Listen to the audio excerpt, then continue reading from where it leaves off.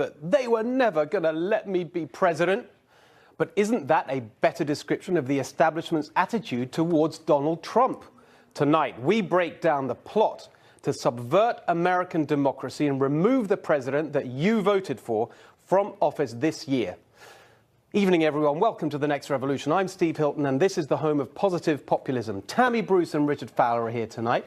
We'll debate James Comey, who we put on trial in our show last week, and ask, will we ever see equal justice done over the 2016 election?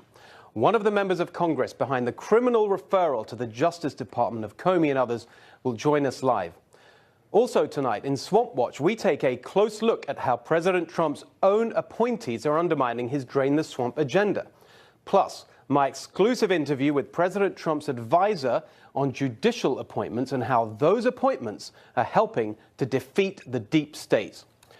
But first, did you notice how excited the elites are about the Michael Cohen case?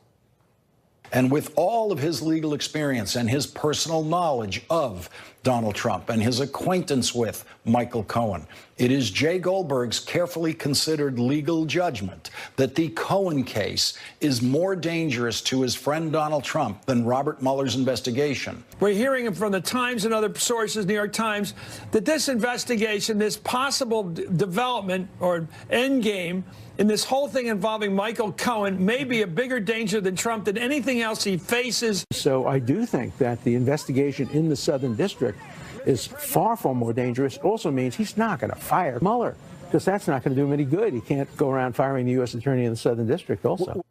So then I saw this, and it all made sense. That Michael Cohen knows where many, many bodies are buried.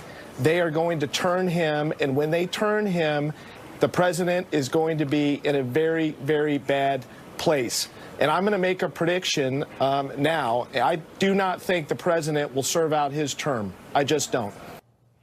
Here to discuss, author, president of Independent Women's Voice and Fox News contributor Tammy Bruce. Tammy Bruce, it's been so long. I've been desperate to get you on the show. Beth, how long has it been? She's finally here. We're so happy. It's my pleasure. Thanks for asking. Great to have you here. Look, I was wondering, as the Michael Cohen story was developing, why are they so excited about it? Where does this come from, this idea that that's the real thing? Forget about Mueller. We're off Mueller now. We're on to Michael Cohen. And then Stormy Daniels' lawyer gave the game away. They think, OK, this is the way we get rid of Trump and overturn the 2016 election. Well, it's almost like an addiction, isn't it? It's like the new drug that shows up because you've gotten used to the old drug. It doesn't give you as much of the lift as you expected. Now there's a new thing that might give you the lift that you want. But keep in mind, over the last 2 years, there's always been something that was going to be the thing that took him down. And it's based in a fantasy, but also a little bit of a mania in seeing what you want to see. It's, in a way, a kind of a confirmation bias, that everything that comes forward, you're going to read everything into it that you need for it to be because you're thinking of nothing else. And this, of course, it puts you in a negative position because you're also not seeing the reality of the situation. You can't make decisions properly based on what's true on the ground, the facts of the matter, but also keep in mind, it's also about the addiction of the viewer. Those particular networks where everything is the end game. Everything is going to be Armageddon. Everything is going to be the end of it all. And they've got to keep those people hooked. And they're, as a result, misleading their audiences. They're of course, ruining any kind of reputation that the legacy media ever had. Those of us who look at details and want to provide any kind of analysis for viewership, we do what we can here. And I think, though, that the approach is somewhat different because we really want information to go to the viewer. Though that kind of dramatic dynamic is meant to addict a viewer, but also, I contend, when it comes to the Stormy Daniels situation, that the target is Mrs. Trump, that they need the drama surrounding it because they know that President Trump, he's a man who knows what he wants to do, and he's accomplishing it. They want to strike now at his support system. And I contend that a lot of this hysteria is directed at her. I think that's very, very wise. I think that's exactly right. And you've got this extraordinary phenomenon, which is that if you watch those people for 5 minutes, you'll hear these phrases tripping out like President Trump's undermining democratic norms. You hear that the whole time. The rule of law and democratic norms. What could be more undermining of democratic norms than to overturn an election result and get the president out of office as they clearly want before the next election. It's all projection, isn't it? I mean, this is the dynamic of usually, and it's a pretty well-worn framework, where you will project onto your enemy what it is you're doing. And we've seen that through this entire process. Even accusations of collusion with the Russians, when it was Hillary that paid for the dossier. The dynamic of, yes, undermining the democracy, when not just now are we seeing this, but for a period of years, the Clintons and Hillary thought this was going to be handed to her. Everyone was so shocked when an outsider didn't win, even though we're supposed to be having free elections, when anybody ostensibly could win. This is what shocked them because, in fact, I think that reveals that they've had their way for at least 2 generations, that there has been maybe the show of democracy, going through the motions, if you will, whereas in fact certain things have been processed in a certain way. The big shock was suddenly the sleeping giant of the voter themselves, this populist revolution, is what changed, and they've had such contempt for the American citizenry. They just simply didn't expect it from us. That gave us the edge. It gives the president the edge.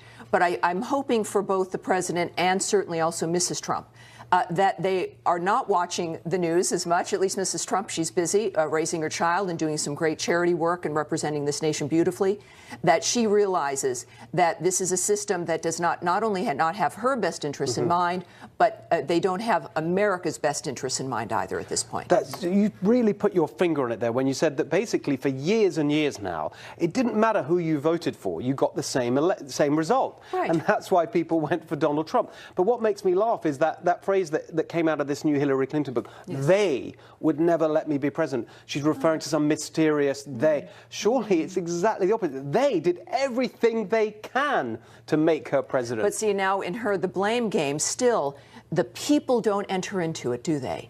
For her, it still is this mashup of conspiracies, of particularly powerful groups or people.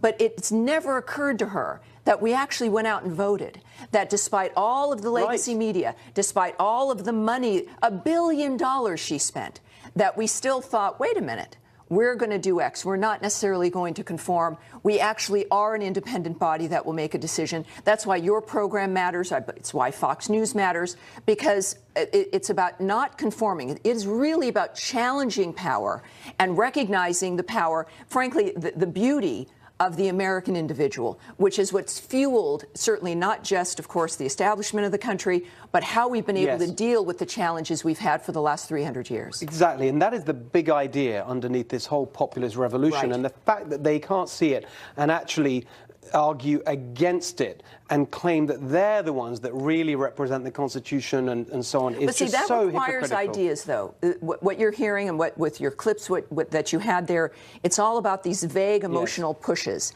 It's never about policy or about the larger idea. Well, of course they don't want to talk about policy, because actually if you talk about, what have you got? Progress with North Korea, jobs coming back, wages going up, all of that, that's the last thing they want to talk about. Anyway, we've got to move on.